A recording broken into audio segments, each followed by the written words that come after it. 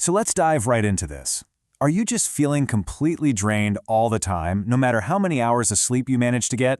Or maybe you've been noticing your face looking kind of pale lately, your hair shedding a bit more in the shower, or your nails just snapping at the slightest touch. Or, and this is a wild one, perhaps you have this bizarre, intense urge to constantly chew on ice. Well, if any of this is ringing a bell, please do not brush it off. Your body might actually be flashing a pretty serious warning light. And that unexplained exhaustion you've been dragging around, it is totally valid, and it might not just be in your head. Today, in this explainer, we are putting a massive magnifying glass on iron deficiency anemia.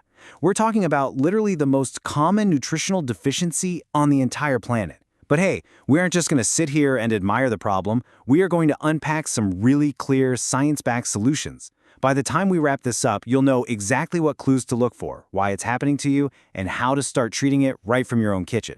All right, here is our roadmap for today. We'll kick things off with the iron engine.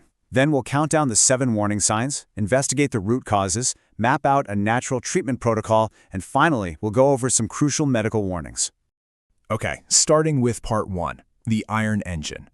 So before we can even talk about treatments, we really need to understand hemoglobin. This is that critical, iron-rich protein sitting right inside your red blood cells, and it literally has one job. Its singular purpose is to grab oxygen from your lungs and transport it out to every single organ, muscle, and cell in your body. Let's think of it this way. Imagine hemoglobin is a taxicab waiting at the airport to pick up oxygen. In this scenario, iron is the engine of that taxi. You can have the taxi sitting right there, but without the engine, it's absolutely not going anywhere. When your body doesn't have enough iron, it just physically cannot build enough hemoglobin. So the big takeaway here is this. Low iron literally means low fuel. When you're running low on iron, your red blood cells actually shrink. They become smaller, paler, and there are just fewer of them going around. Your tissues are essentially starving for oxygen because the delivery trucks had just stopped running. And honestly, that is exactly why someone with anemia feels completely wiped out even after doing absolutely nothing. It's why just sleeping more doesn't cure the fatigue. I mean, you can't fix an empty gas tank just by parking your car in the garage, right? Moving right along to part 2, 7 warning signs. Now, as we run through this first wave of symptoms, I want you to literally count on your fingers how many apply to your day-to-day life. Number 1 is extreme fatigue and weakness. And to be clear, we are not talking about just being a bit sluggish after a long shift at work. We're talking about waking up in the morning already feeling heavy and exhausted. Number 2 is pale skin, and more specifically, pale inner eyelids. Here's a super quick home test for you. Go to a mirror and gently pull down your lower eyelid. If the inside is looking pale or kind of white instead of a nice bright pink, that is a massive indicator. Number 3 is shortness of breath and heart palpitations. Because your blood is hauling around less oxygen, your heart has to basically go into overdrive, beating much faster and harder to compensate, which leaves you breathless after doing almost nothing. And this whole cascading lack of oxygen, it hits your body hard. Just consider this. Your brain alone consumes 20% of your body's entire oxygen supply. It is an absolute oxygen hog. So when your overall oxygen delivery plummets because of low iron, your brain is actually one of the very first organs to feel the pinch. Which actually segues perfectly into the rest of our symptoms. Number 4 is dizziness, headaches, and brain fog. And this is directly caused by that oxygen shortage to the brain we were just talking about. Number 5, cold hands and feet. Your body is incredibly smart. It actively redirects limited blood flow away from your fingers and toes to protect your vital organs in the center. Number 6 is physical decay.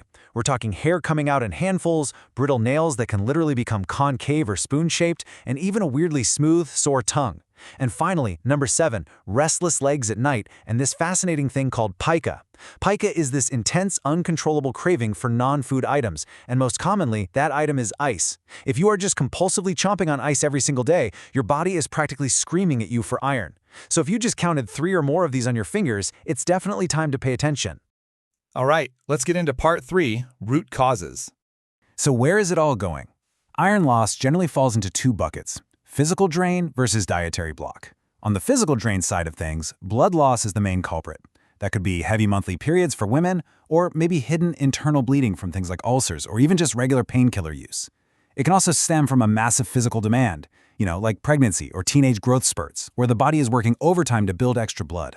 Then on the flip side, we've got dietary blocks.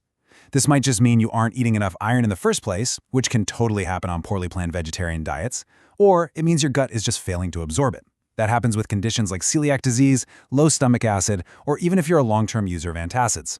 Uncovering which specific root cause is yours, that is the ultimate key to fixing this permanently. Okay, the part you've been waiting for. Part 4, Natural Treatment Protocol. Let's walk right through the foundational dietary steps to get you back on track. Step 1, eat more heme iron. Heme iron comes directly from animal sources: beef, chicken, liver, salmon. And the really amazing thing about heme iron is that your body absorbs it up to 3 times better than plant iron. Step 2, though, is to load up on that plant iron anyway. Get those lentils, spinach, chickpeas, and pumpkin seeds onto your plate. And step 3 is this incredible old-school trick: cook your food in cast iron pans. Actually, studies show that if you cook highly acidic foods like a tomato sauce right in a cast iron skillet, it physically increases the iron content of your meal. How cool is that?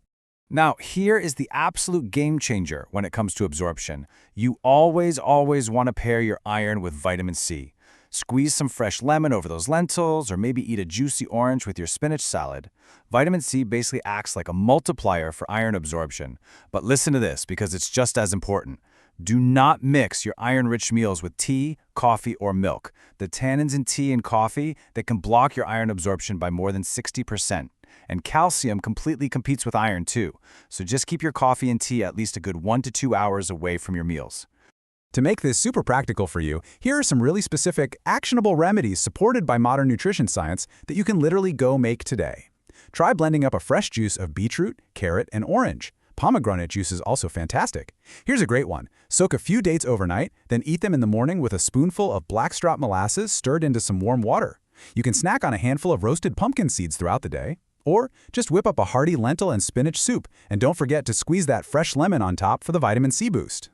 Now, if your doctor has already put you on an iron supplement, you really need to take it correctly so it actually works. Take it on an empty stomach, alongside a source of vitamin C, well, as long as your stomach can handle it. And again, absolutely no tea or coffee with it. Oh, and hey, a quick side note just to save you a mini freakout. If you notice your stool's turning super dark while taking those supplements, please don't panic. That is a completely normal, harmless side effect of the unabsorbed excess iron simply leaving your body. All right, part 5, medical warnings. We absolutely love natural protocols here, but we've got to establish some firm boundaries. Quote, you must not self-diagnose, and you must not take high-dose iron supplements without a blood test. End quote.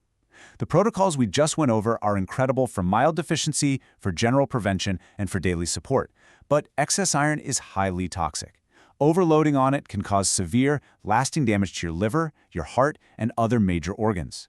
On top of that, trying to self-treat anemia without a doctor in the loop is super dangerous, mostly because the anemia itself might just be a mask covering up a much more severe underlying issue, like silent internal bleeding.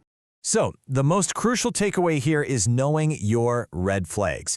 If you are dealing with severe debilitating fatigue, sudden chest pain, spells of fainting, or if you're having black tarry stools and you are not taking an iron supplement, you need to go see a doctor immediately. Do not rely on a beet juice remedy for those symptoms. You need a complete blood count and a proper ferritin test to tell you exactly where your iron levels actually stand.